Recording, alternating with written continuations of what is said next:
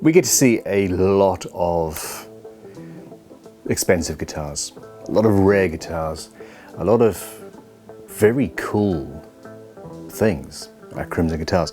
This instrument it's special.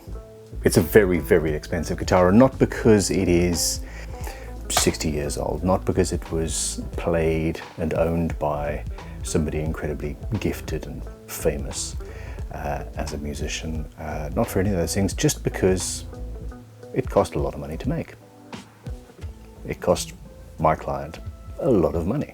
In the back of my head, knowing that this repair was coming up, I was thinking to myself, hey, let's do a whole video about this instrument, saying, is it worth it? And I'm not gonna do that. Would I spend this much money on an instrument? If I had it, maybe, possibly. I've spent some money on some silly things in the past.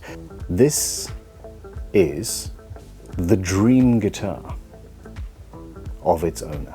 He commissioned it. It's an Alembic, a customized Series 1 with a dragon inlay, and there's a whole story and all of that.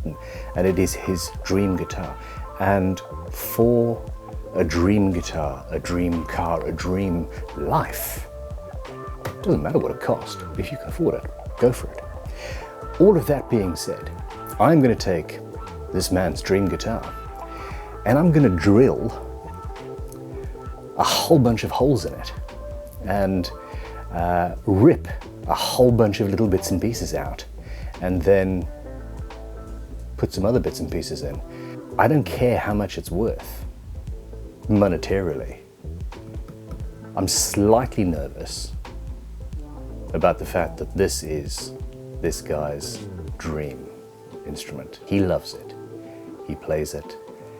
He has a relationship with this instrument, and that is something that I don't want to change through what I'm going to do. Now, what am I going to do? This inlay is absolutely amazing. It's 187 pieces, and it was all hand cut by one guy. Now, some fairly standard materials, some fairly interesting materials. The body is mother of pearl. The scales have been inlaid in abalone. The ridge down the back of the dragon, sterling silver, which is always fun to see. The belly, brass. The legs, copper. The tongue, made from pink ivory. Wood, not ivory. The breath of the dragon is brass filings set in a optically clear epoxy, as they put in the specs. The eyes are gemstones, pink sapphires, and that's all good. The teeth, the claws, those are ivory. Let's do this then.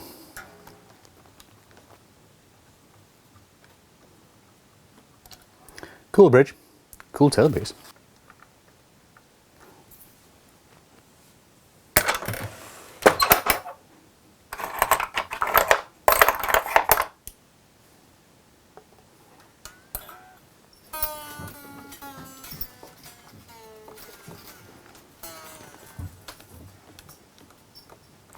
I'm being very careful not to scratch this brass or damage the string. I'm using round-tipped jeweler's pliers. And the scope of the problem has been revealed. Basically, a bunch of teeny tiny claws. The teeth are going to be less of an issue. Now, I've thought of many different ways of doing this, the actual re-inlay process, and I'll get to that later. It's different. For now though, I am just going to go ahead and this evening remove all of this ivory. I'm going to put some headphones in, listen to some cool music. I'm feeling like Ghost tonight. I'll catch up with you later. Bye-bye, ivory. Now, obviously, the last thing I want to do is slip here. So I'm going to be marking the absolute center of each of these pieces of material. annoyingly, ivory actually is rather slippery. And I'm going to be drilling these out by hand with this Archimedes drill. This is a jeweler's or a watchmaker's very small one. Or this, which is a 19th century Miller's Falls hand drill. And this way I can feel when the drill bit grabs and catches. As you go through from one material to the next, from the ivory into the fretboard or potentially a gap behind it, I'm not expecting that, that's where it gets dangerous. As the drill bit catches, you could just rip through and actually, by main force, rip out a section of fretboard. That is to be discouraged. Yeah. So starting with the small drill, I'm just slightly enlarging the hole. I do want to remove as much material as possible with the drills.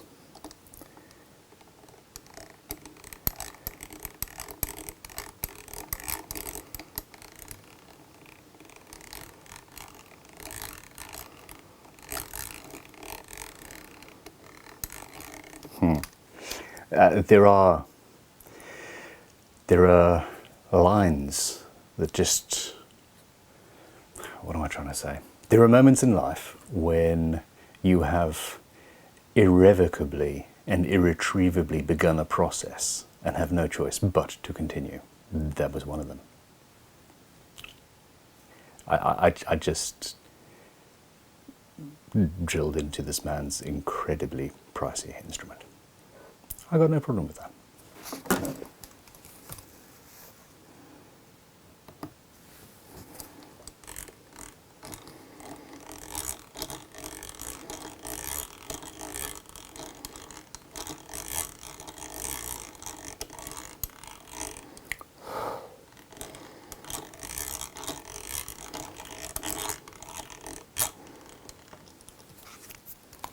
And there we go.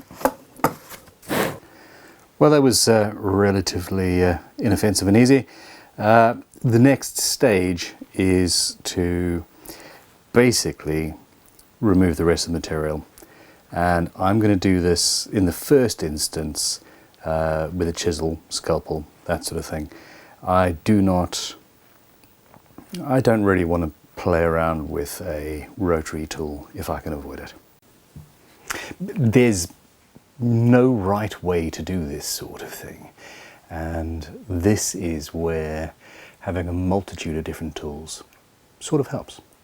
I've gone through the collection, pulled out a couple of gravers, a World War I surgeon's folding scalpel blade for fun, a very tiny dogleg chisel. I think that this is a BC Woodworks birdcage awl, I think is the term. Another standard chisel, and here is another very fine little graver that does need a bit of a sharpen before I get going. But that edge I think is going to be very, very useful in the tips of the claws. And potentially a few other things. This should go fairly easily. Ivory is very easy to carve. It is buttery, smooth, and yeah, this should work well. I'm going to start with the scalpel. This gorgeous, gorgeous little thing.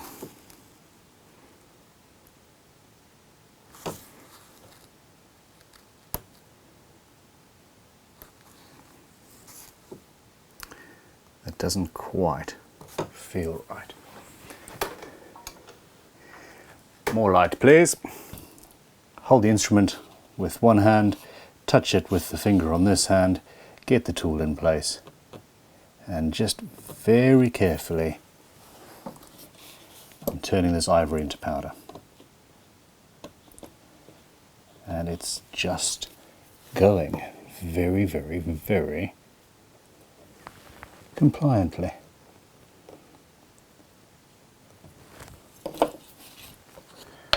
Little dogleg chisel.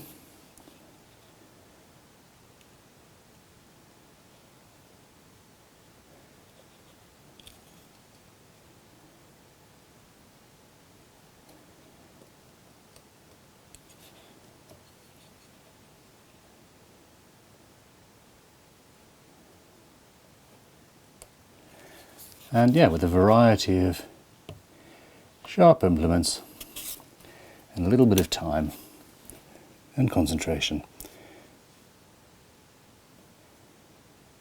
and some good music. I'm going to get rid of that.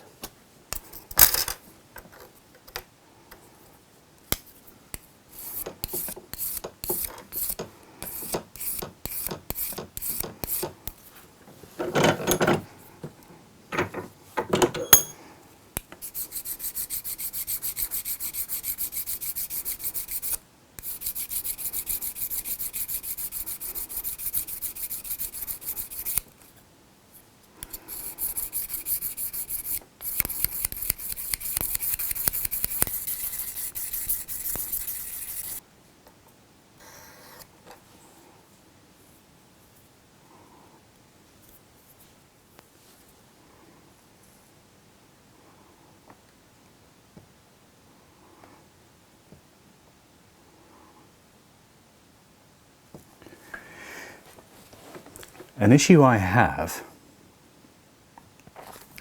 is how close all of these claws are to the edge of the fretboard. Now, repairing ebony, if the worst happens, is genuinely not that difficult. It's a very forgiving material. I would like to avoid having to do that if necessary. I would like to avoid doing that if possible. And what I'm banking on here is, as I get to the very edge, the glue joint is basically just going to fail and I'm going to end up with a lovely, clean surface. As the ivory gets thinner and thinner, that should be the result.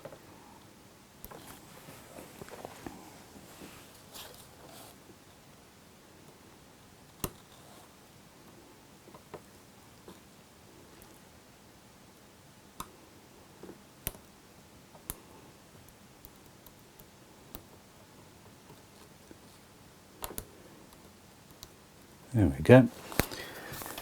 That's exactly what's happening.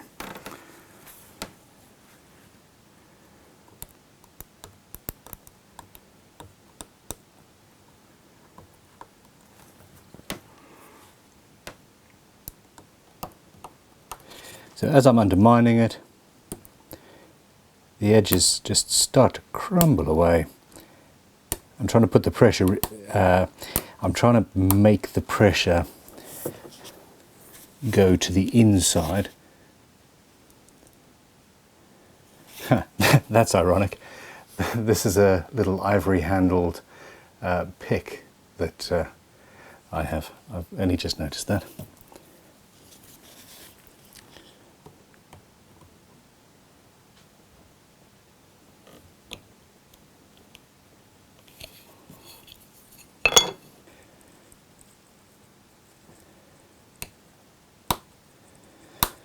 Dental picks might be good for this, actually. Of course I've got some dental picks floating around. I like this scalpel blade because it is delicate, but it also is problematic because it's delicate. So let's put that one away.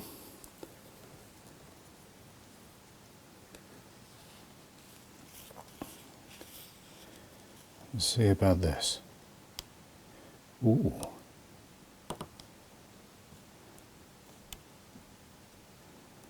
Ooh, that is.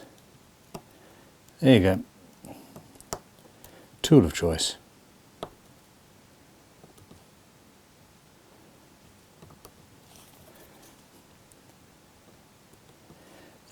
This is my cutty tool.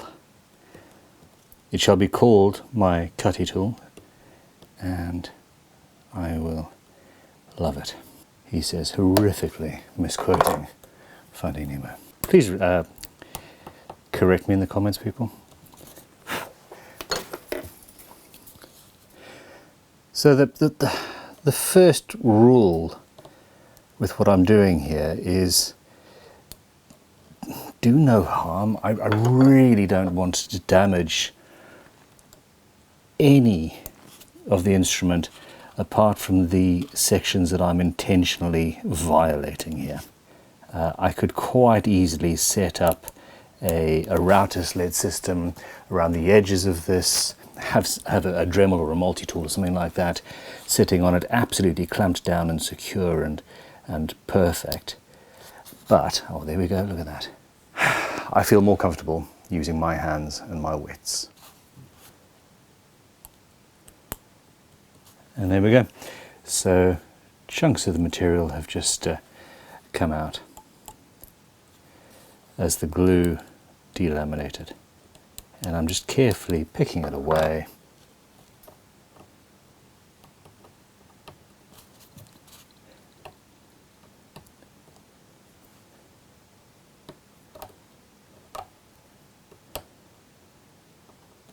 A late addition to the party, I've got a little pin vise with a triangular tipped diamond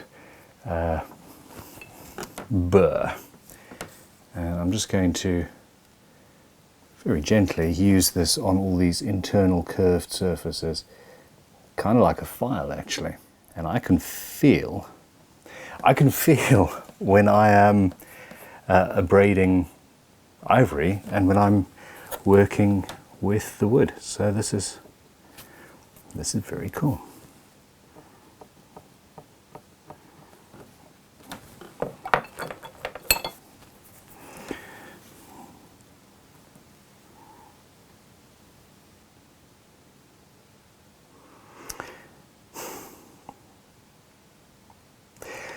The temptation here is to use a solvent. It's to put in something that will dissolve the glue and make my life easier. The problem is each and every one of these inlays is right next to another piece of inlay, and I can't do that because it would potentially loosen bits of feet and legs and mouth, etc. So, you know, that sucks. Fire would do it too. Blowtorch.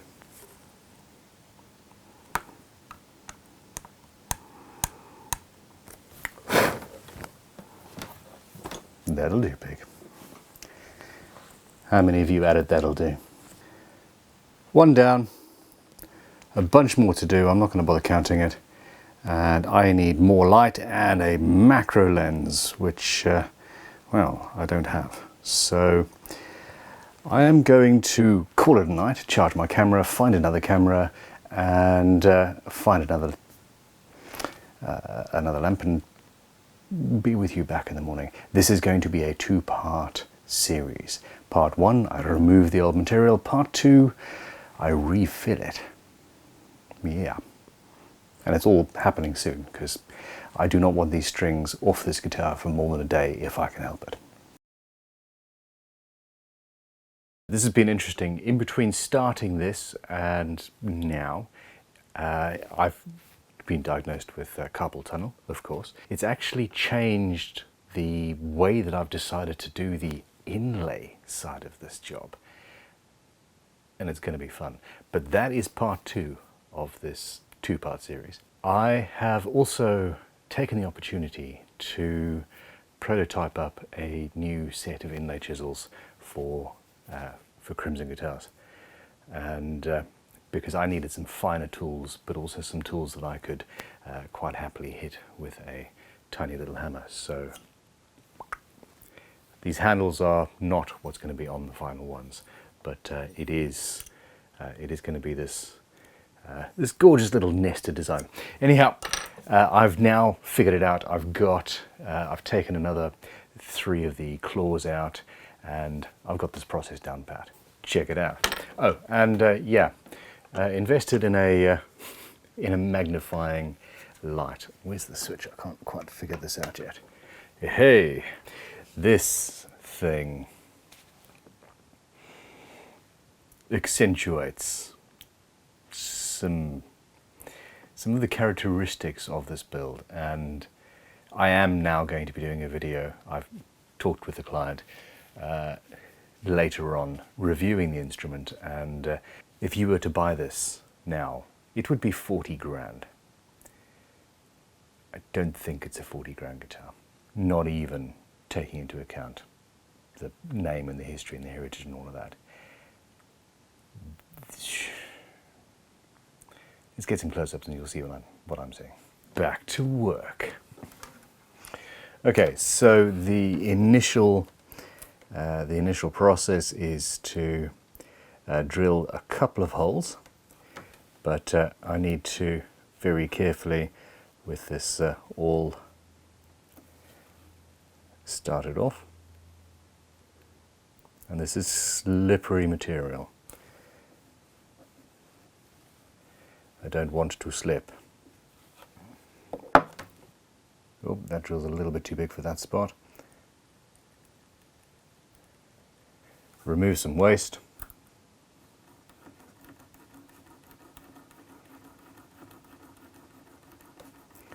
And I'm going to feel it drop into the gap behind or hit the glue layer. Next up, I take one of the new inlay chisels, and this one is about 0.5 mm, and a very, very small hammer. Again, this is BC Woodworks actually, and what I'm trying to do is carve away the ivory very gently, and I'm pushing it into the hole that I've created.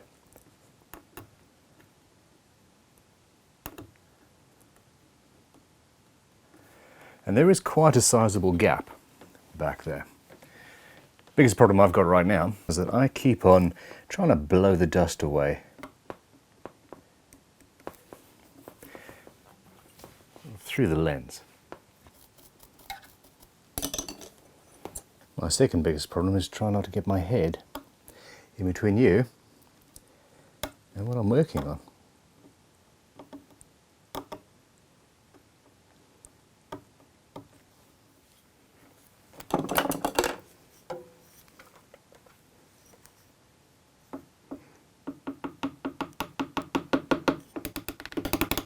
As the hole gets bigger and the ivory around the edge gets smaller, I get to a point where I can go in with a slightly larger chisel. This one's about 1 mm, and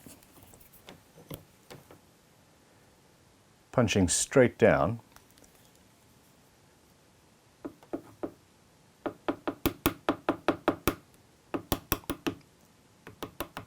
being very careful to put all of the force into the ivory. I start removing the last little bits.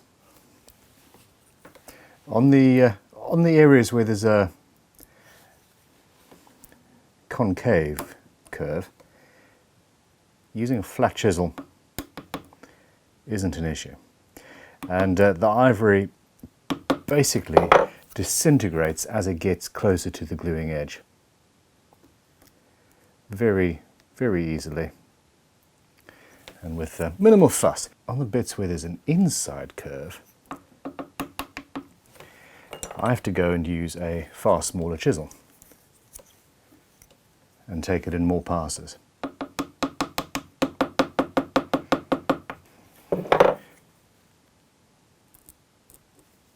Obviously I'm right near the edge of the fretboard here and having to play it pretty carefully. Did that scare you? Slightly scared me too. And finally we go to my tiniest chisel, about 3/10 of a millimeter.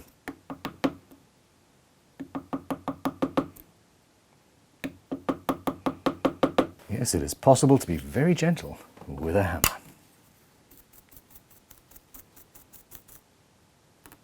Ah, there we go. So the glue line just disintegrated as the ivory got thinner. The glue basically gave up, and now I can just carefully pick it away, and I'm going to get some dental burrs out as well.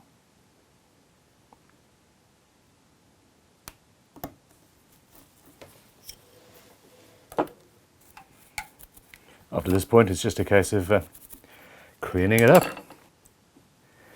Rinse, repeat.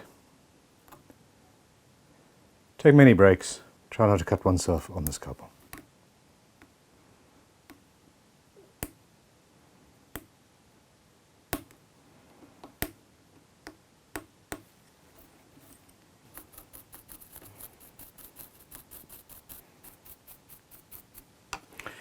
So there we go. After a little bit of scraping and finessing there, I've managed to clear all the way underneath that fret, and it's all good.